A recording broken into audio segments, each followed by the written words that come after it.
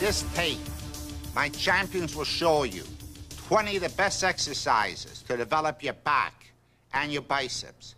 These exercises are programmed to develop your upper back, your lower back, your lats, to give you a muscular V-shaped back, and also define your arms, making them bigger, more defined, with a higher peak, a back and arms that you will truly be proud of.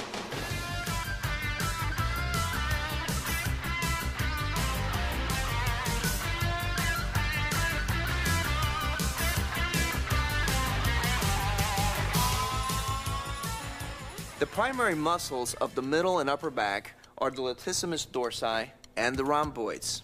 These muscles have two basic functions. They pull the entire shoulder girdle back and to a lesser extent pull it down. Pullback exercises pull the entire shoulder girdle to the rear in opposition to the pectoral muscles, which attach the shoulders to the front. Pullback exercises are all rowing movements. The shoulders start from a position in which they're shrugged fully forward. The pectoral muscles are squeezed and the back muscles are stretched. Now pull backwards against the resistance until the shoulders are as far to the rear as possible. The shoulder blades are almost touching. The primary muscles of the upper back are the latissimus dorsi, which extends, abducts, and rotates the arm medially, draws the shoulder downward and backward, and the rhomboideus major and minor, which draw the scapula medially toward the vertebral column. Pull-down exercises, such as chins or cable pull-downs, involve a more limited motion. At the start of the movement, the shoulder girdle is lifted upwards as if you're trying to touch your shoulders to your ears. You then pull down against resistance as far as you can in a reverse shrug motion, fully contracting your back muscles.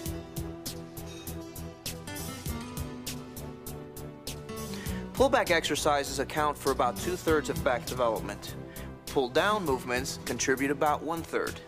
The weak link in back training is the biceps. The back is a large muscle, whereas the biceps are small. The amount of weight needed to build the back, the biceps cannot handle. So the key is to keep the arms out of the movement. You want to use the arms as hooks instead of using them to curl the weight. When rowing is done this way, the arms are only used to connect the weight to the body. They don't assist in actually lifting the weight. For the same reason, when you do a chin or a pull-down movement, you have to concentrate on doing most of the work with the lats, with the shoulders being pulled downward and the arms not bending much, but serving merely as hooks to connect you to the bar overhead. Another problem to avoid is too much involvement of the lower back. When you row or pull down, you should avoid cheating by pulling with the lower back and swaying to the rear, or else the primary muscles you're targeting in the exercises don't get enough work. The basic movement in the lower back training is simple. You start from a bent over position and then you stand erect. You bend over to pick something up, then you stand up straight again. This lifting and straightening of the torso involves direct action of the spinal erectors. Since the normal function of the spinal erectors is to stabilize rather than work through a full range of motion, they are the slowest muscles in the body to recuperate fully from exercise. Therefore, they only need to be worked once a week. You can avoid overtraining the lower back by alternating light and heavy workouts. Incidentally, you'll find that the use of the lower back muscles occurs to some degree in a variety of other different movements.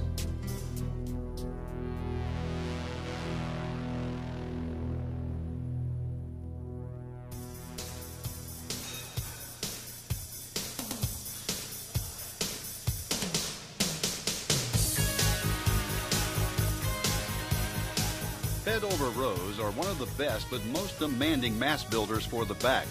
You need to grasp the bar with a wide enough grip to make the lats do most of the work rather than the biceps. And be sure to drive the bar upwards to the lower abs, not to the chest. Otherwise, you have the same problem of involving too much biceps effort. Most bodybuilders do bent-over rows with fairly heavy weight to build maximum mass, which makes it difficult to do the exercise without at least some cheating. This is acceptable if you're careful not to straighten up too much during the exercise and concentrate on squeezing the shoulders back as far as possible at the top of the movement. However, when you do bent over rows with somewhat lighter weights, it is possible to do this exercise a lot more strictly. But in either case, the essential things to remember are to lift and squeeze with the back, bringing the shoulders as far as possible to the rear, and try to keep any cheating involving the legs or lifting up with the lower back to a minimum.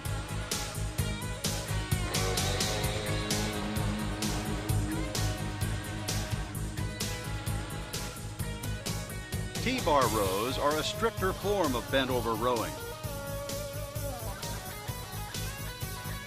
With this exercise, cheating is not recommended at all. Bend your knees, get yourself in as stable and grounded a position as possible, then pull the weight up toward your chest, shrugging your shoulders back as far as possible to squeeze the back muscles together. Then let the shoulders come forward again and feel the big muscles of the back extend and stretch to the maximum.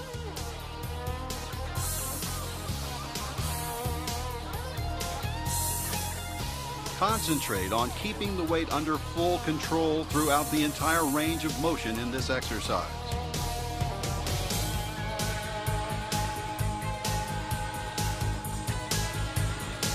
Again, concentration is the key. Use T-bar rowing to carve and sculpt the maximum detail possible into the muscles of the upper middle back. The T-bar for me is the bread and butter. When you think of thickness, back thickness, you think of what exercise allows you to move the maximum amount of weight and the most comfortable way to move it. The T-bar is a close grip movement. You're bringing the weight, the upper back, middle muscles are contracting maximally. There's no long stretch of the lat involved here, simply because you're concentrating on the upper middle. And that's the area of the back where a lot of activity can be developed in today's bodybuilders, which will give you that resemblance of Albert Beckles, for example, with that type of detail. You don't get that detail by doing one-arm rows. And a lot of young guys and professionals today are doing, sticking to the same regime. I like to now think that there's a little step to go beyond that, and you have to bring those secondary muscles into play. T-bar gives you mass and thickness, and that's what that section of my back training will always consist of. Using one-arm rows, you can isolate each side of the upper back in turn. However, this exercise can be more difficult to do than it seems. For one thing, be sure to bring the dumbbell back toward your hip rather than up toward your chest and shoulder, which turns the movement into more of a curl than a back exercise. And when you lift, concentrate on the feeling of squeezing your back muscles together. Both sides, not just the side with which you're lifting. Otherwise, you'll tend to rotate your body as you lift rather than making the big back muscles do the work by themselves. For maximum stability, try leaning with your free arm on a bench, weight rack, or some other support to keep your body steady and fully grounded throughout the movement.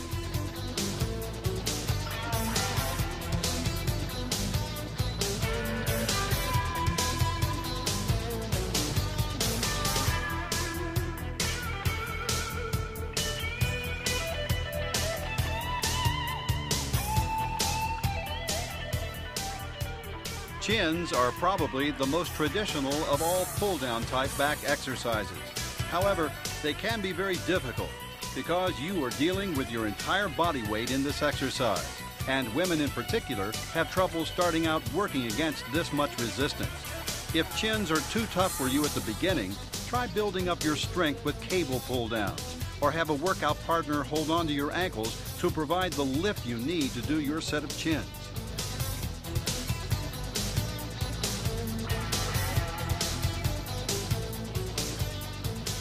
If you have difficulty holding onto the bar during chins, wrist straps can be used to help strengthen and secure your grip.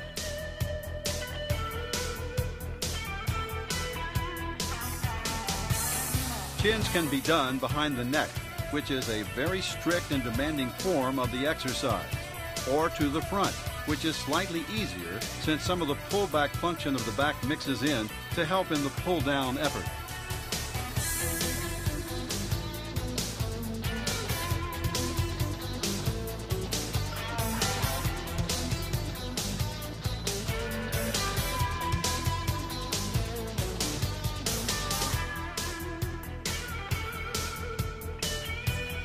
Ideally, you should try to include both behind the neck and front chins in your various workouts for maximum back development.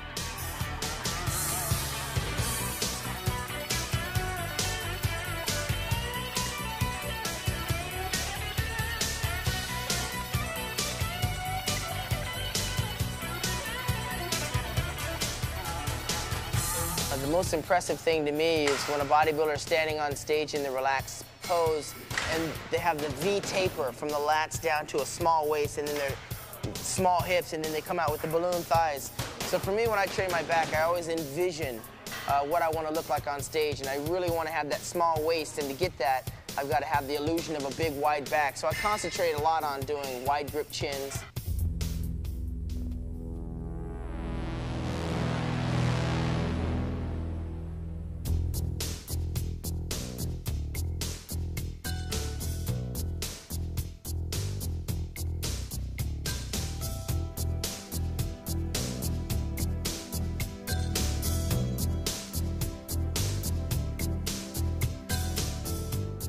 Cable rows are an intense exercise for the upper middle back. As you lower the weight, you should concentrate on feeling the shoulders being pulled as far forward as possible, rounding the back, stretching the lats, and squeezing the pectoral muscles together. As you pull the handles back, focus on bringing the shoulders as far back as possible, squeezing the shoulder blades together and sticking out your chest. At the top of the movement, it's as if you're coming to attention. Chest out, shoulders back.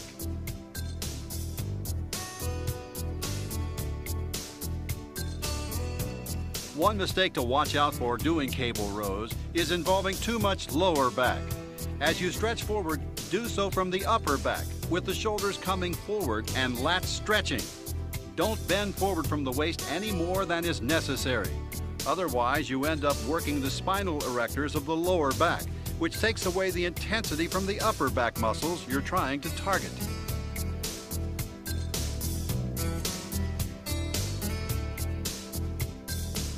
As with all rowing exercises, think in terms of using the back to pull the shoulders to the rear, and try to limit how much work the arms are doing. Biceps will be involved any time you curl your arms, but think of the arms merely as hooks that help connect the back to the resistance of the weight stack, rather than as muscles primarily involved in the exercise.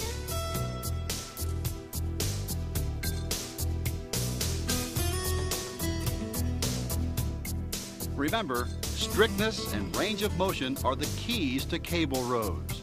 Use a weight that's light enough to allow your shoulders to go all the way forward and all the way back. Otherwise, you won't be able to involve the smaller muscles of the upper back, and you'll end up with mass, but not enough detail. Your seated cable rows, for example, are a repetitious movement of the T-bar. I think if you notice the direction of the weight, how it's being pulled to the chest at each level, one, you're simply seated, the other one, you're bent over, same movement. You know, it's the exact same movement. You become smarter and clever, I think, by utilizing the row, seated row, to do more of the contracting movements and not trying to move the whole rack by seated. Do the T-bar, let that be the mass builder and work that same area, but you have much more control and that inertia and gravity is on your side.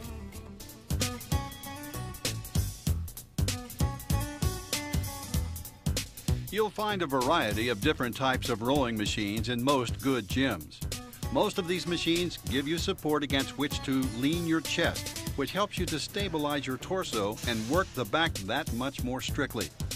Rowing with machines is generally not recommended for building mass and strength, but machines do allow you to work through a long range of motion and to bring out all the detail and muscularity of the upper back. The keys to machine rowing are strict technique, full range of motion, lighter weights, and relatively high reps. And as with all rows, concentrate on pulling back with the shoulders, not the arms. Pull downs are a variation of chins, which allow you to work with different levels of resistance, less than your body weight, or when necessary, more than your body weight. The strictest kind of pull down movement is the behind the neck pull down. In this exercise, the feeling you want to concentrate on is that of the entire shoulder girdle being lifted upward, then shrugging back down as the bar is brought down to the back of the neck.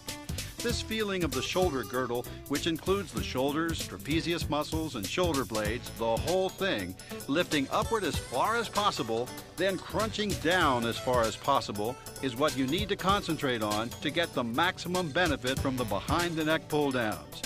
Again, try to keep the arms out of the exercise as much as you can. Remember, although the biceps will contract during this movement, it is not designed to be a biceps exercise. Again, think of the arms merely as hooks that attach the back muscles to the bar. Stretch the lats on the way up and then squeeze and crunch them on the way down, with the effort focused on the back muscles, not the arms. Wide grip pull downs to the front are another variation of the pull-down movement which bodybuilders use primarily to build maximum width in the latissimus muscles. In this variation, the bar is brought down to the top of the chest rather than behind the neck. However, don't lean too far back as you bring the bar down, otherwise you involve too much lower back effort. Holding the bar with a close grip, the pull-down movement tends to focus the effort on the inner muscles of the upper back. With this variation, it's really easy to make the mistake of using too much arm effort and turning the exercise into some kind of biceps curl. Instead, concentrate on making the back do the work. Feel it stretch, then contract, and use the arms simply as hooks to connect your back to the resistance of the weight. And at the bottom of the movement, try to achieve a maximum peak contraction of the muscles in the center of the upper back. Contract them as intensely as possible at the bottom of the movement before releasing and letting the bar draw the shoulder girdle upward again. When I'm using the wide grip pull down, for example, my whole concentration is for width. I'm training width, therefore the execution is very important. My execution of it is making sure that my back is arched, the weight is going horizontal, up and down, not vertical, because I find too many people training that movement are leaning way back. They may as well be doing seated rowing, trying to get the same result. For me, doing the lat pull down is an isolation movement, contracting the movement at the top, squeezing it down, halfway down, contracting even more, holding it and releasing it slowly, controlling the weight back up, getting more from the negative just as much as a positive on the push-pull of the execution. So when I do the lat pull down, it's all about the width. It's not about the weight, because I don't see you getting weight adding to your width. You have to control the width movement.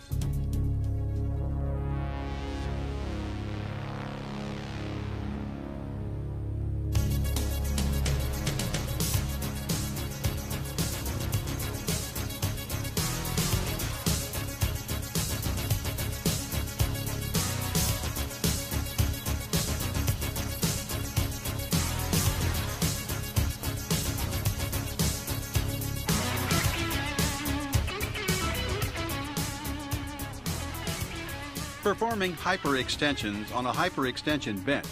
The key to success is slow, deliberate movements done under full control.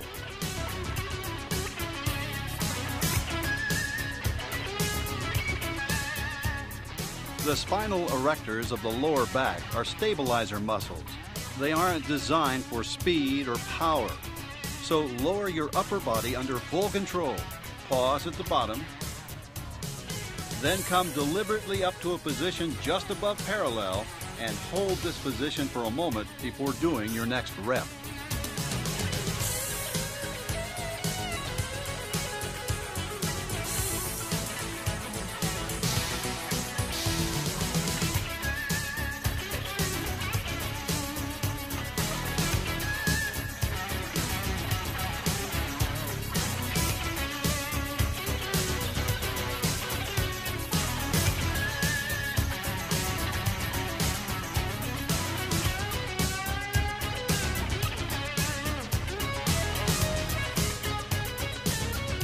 Good mornings get their name from the bowing motion you use to work the lower back muscles.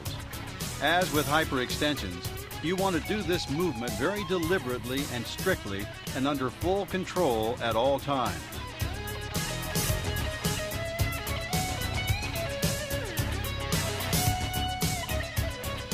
Bend forward from the waist with a bar held across your shoulders.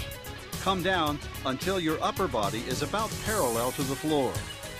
If you keep your knees bent slightly during the movement, you'll take some of the excess stress off the lower back.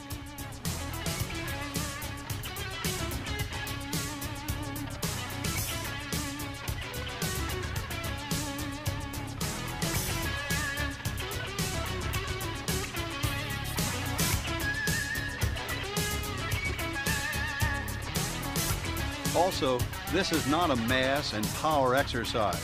You use deadlifts to build maximum strength in the lower back area, as you'll see in tape number 7.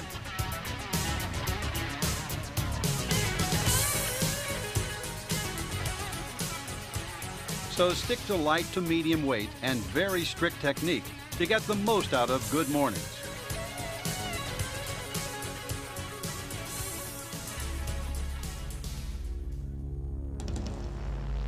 Back routine number 1.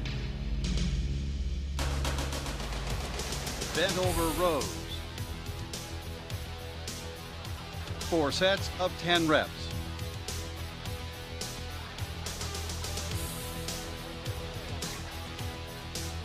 Behind the neck chins. 4 sets of 10 reps.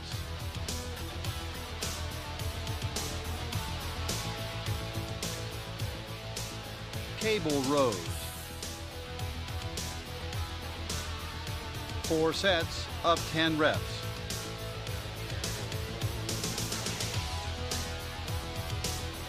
Behind the neck are wide grip pull downs. 4 sets of 10 reps.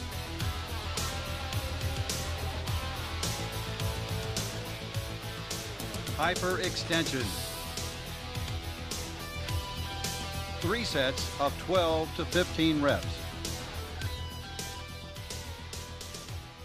Don't monitor your progress based on the people you're around or the pictures you see in the magazines. Monitor your progress based on your commitment to your diet, your commitment to your working out, your intensity levels, and what you see in the mirror. On one day, I may not do any T-bar. Everything will be cable. We'll do about 6 different movements. Some of which I've invented, I think, you know, long as it gets the job done. I'm very smart to a point. I don't want to use movements that are going to cause injury just for the sake of using extra weight. So cable work could be used extensively, but the weight will also be compatible to the movement. Back routine number 2. T-bar rows.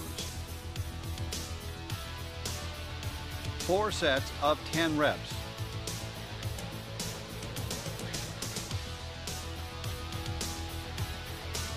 Front chins. 4 sets of 10 reps.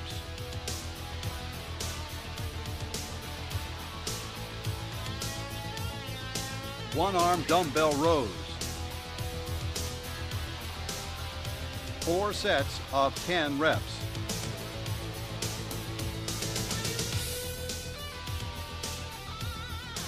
Close grip pull downs. 4 sets of 10 to 12 reps.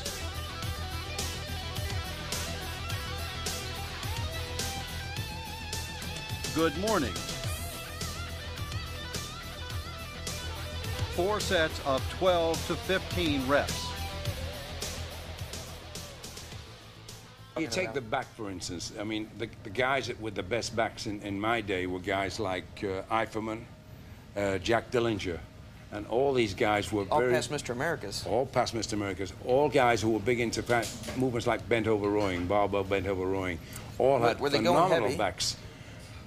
Ida and I were using 400 pounds 40 years ago in rowing. Yeah, that's incredible. And how many repetitions? 8, 6s and 8s. But I think this is one of the things that molded the backs of that particular period. You know, if you look at the backs of that particular period, there were some great backs. Jack Dillinger's back way back in 48, 49 was comparable to a lot of guys today. Right.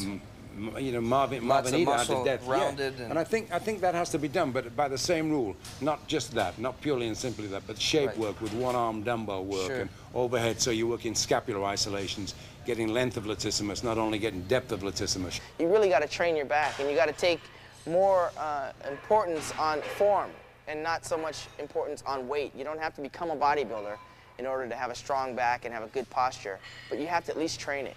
Control the weight. Don't let it control you. And then squeeze in the repetitions. Control it. That brings in the detail. That brings in that growth to get you past the sticking point.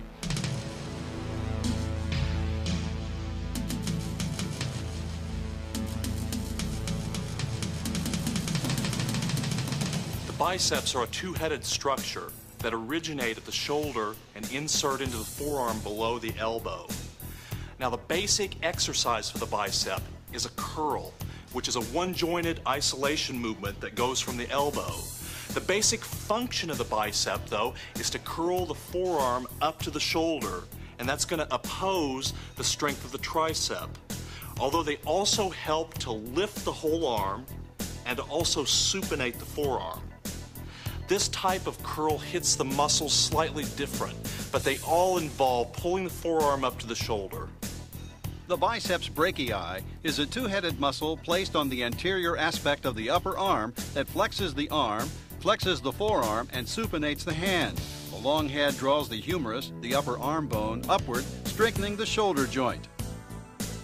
In biceps training, the emphasis is on control and isolation. Heavy weights aren't needed. Your back training gives you plenty of that. For example, heavy rowing, a two-joint movement, also puts a lot of demand on the biceps. You're better off concentrating on isolating the biceps to minimize the involvement of other muscles. Avoid the heavy, cheat type of movements. You'll find that some exercises are tougher than others to isolate the biceps. Standing barbell curls, for instance, must involve the front delts, traps, and lower back. Just keep concentrating on your biceps isolation as much as you can.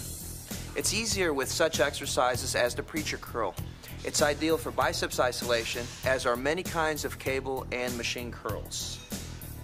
Bodybuilders tend to drastically overtrain their arms. Both biceps and triceps are such small muscles, and as we said, they are subject to a lot of stress when you train your back, your chest, and your shoulders. So you don't need to do endless sets and reps during your arm workouts. I mean, 12 sets each for biceps and triceps is plenty. And I know a lot of bodybuilders who prefer doing less.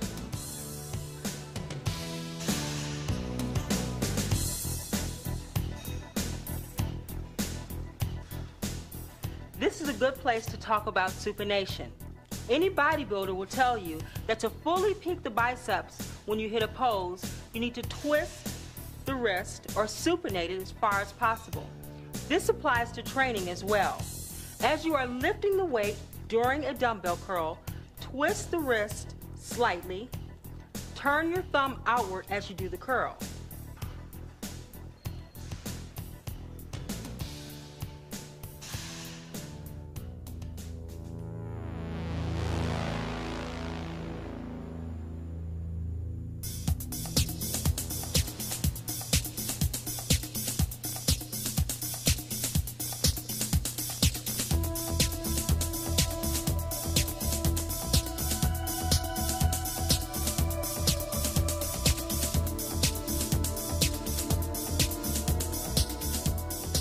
Barbell curls are the closest thing to a mass builder you'll find in biceps training.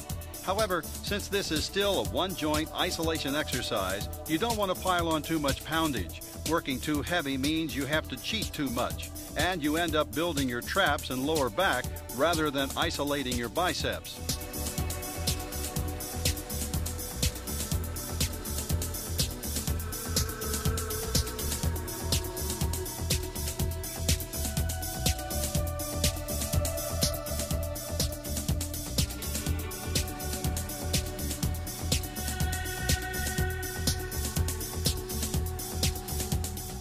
To do barbell curls effectively, keep your upper body steady throughout the movement and the weight under full control.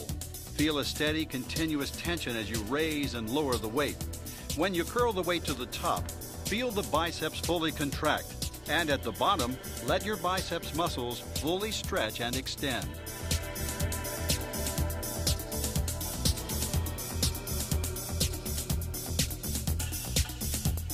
As with any isolation movement, the key to success is control and concentration. Think about what the muscles are doing and how they feel rather than what's happening to the weight.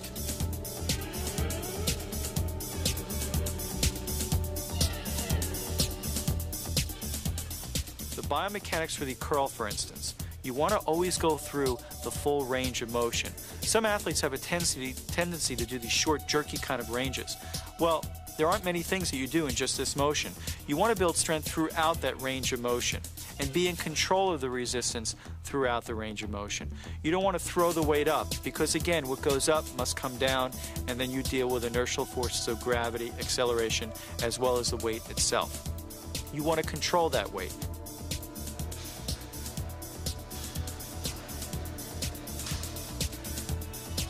Alternate dumbbell curls allow you to isolate and work each biceps muscle individually.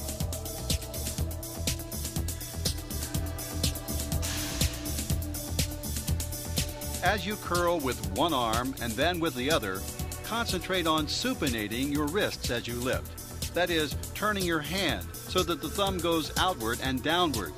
This gives you a total peak contraction of the biceps at the top of the movement. You can do dumbbell curls by alternating first one arm and then the other, which is a very strict form of the movement. Or you can curl both arms simultaneously. For additional strictness, try doing dumbbell curls sitting on an inclined bench. However, no matter what variation you choose, remember to concentrate on controlling the weight at all times, performing a smooth, continuous movement, and keeping the mind in the muscle. Think about what the biceps are doing rather than the weight.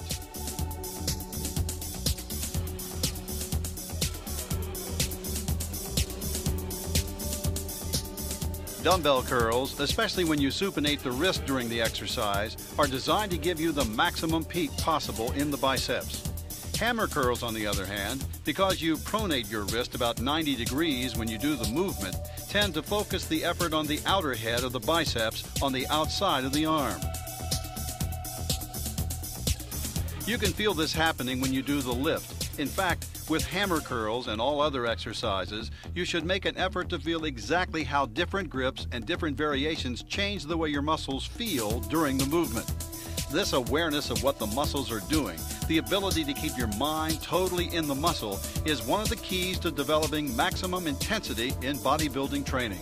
Some athletes are so interested in the size and definition of their bicep, they'll do many, many, many sets of curls over and over and over again. And sometimes the bicep can start to spasm because this person has done so many sets for just one body part. So it's important to not only go through the full range of motion while you're training that body part, but at the termination of your curl or bicep motions, to go through a range of motion with an easy stretch.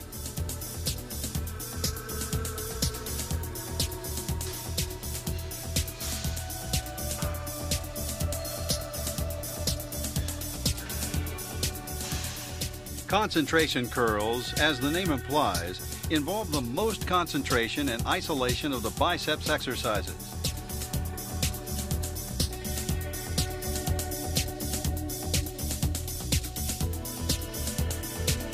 The idea is to curl the weight up towards your chest, using only the biceps with no help from any other muscles.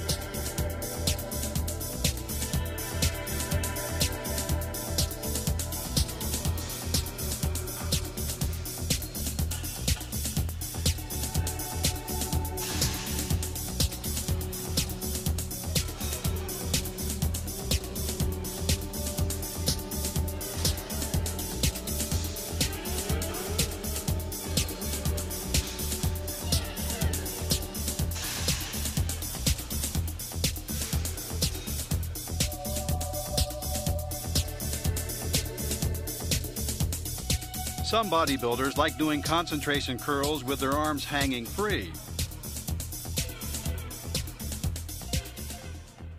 But many others prefer grounding themselves more fully by leaning their elbow against the inside of the thigh, making it even easier to totally isolate the biceps muscles.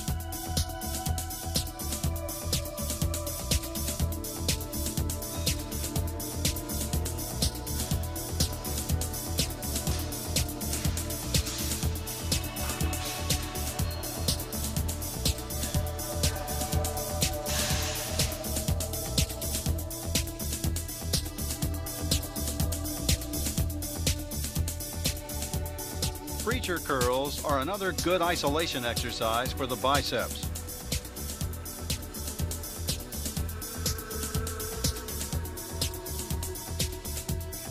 By keeping the elbows firmly in place on the bench, you can ensure that only the biceps are doing the work in the movement.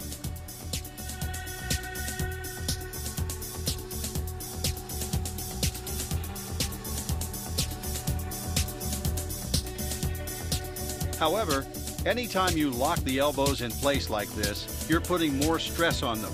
So use preacher curls as a detail peaking exercise, and be sure not to use so much weight that you risk putting too much stress on the elbow joint.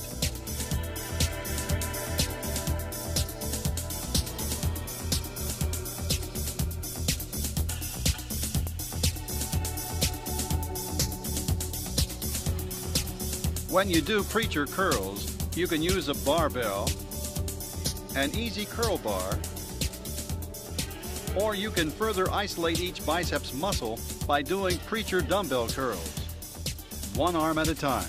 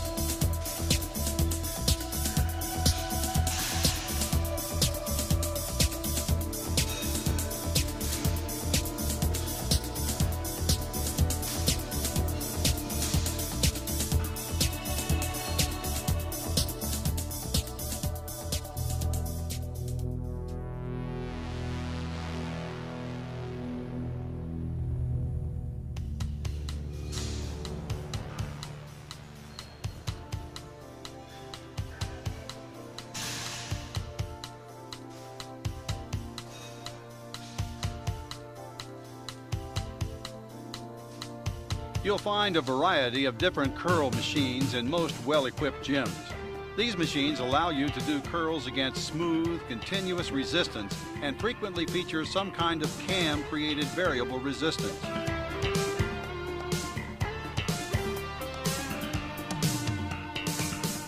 As with other machines like these, they are best used for higher rep, lower resistance, finishing off sets.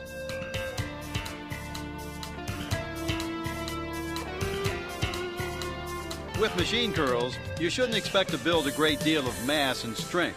So instead, go for full range of motion, very strict, detail and quality movements.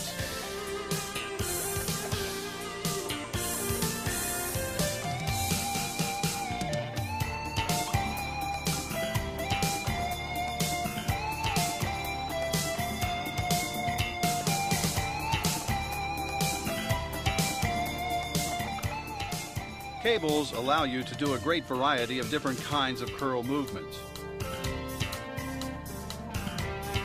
You can perform one-arm cable curls as demonstrated here,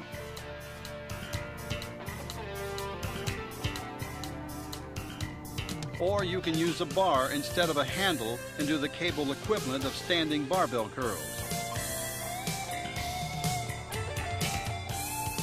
By combining a preacher bench with different kinds of handles, you can do various kinds of preacher curls and one-arm preacher curls.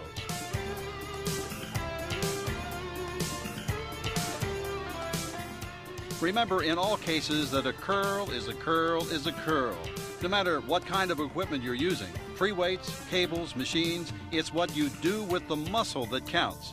Feel the biceps extend to full extension, then contract smoothly under control to achieve a total peak contraction. One thing to remember when you're training biceps is they get a large volume of work when you're training other compound movements like back, and it's getting a tremendous amount of work. That's why it's so important to isolate the bicep and not cheat and not end up using your traps and shoulders and pecs when you're training your biceps by themselves. You have to learn to isolate and concentrate on the muscle group you're training. Biceps routine number 1. Standing barbell curls. 4 sets of 10 reps.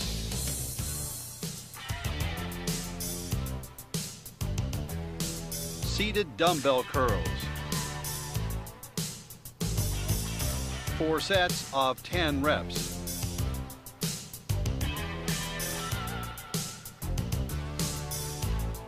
Concentration curls. 4 sets of 10 to 12 reps.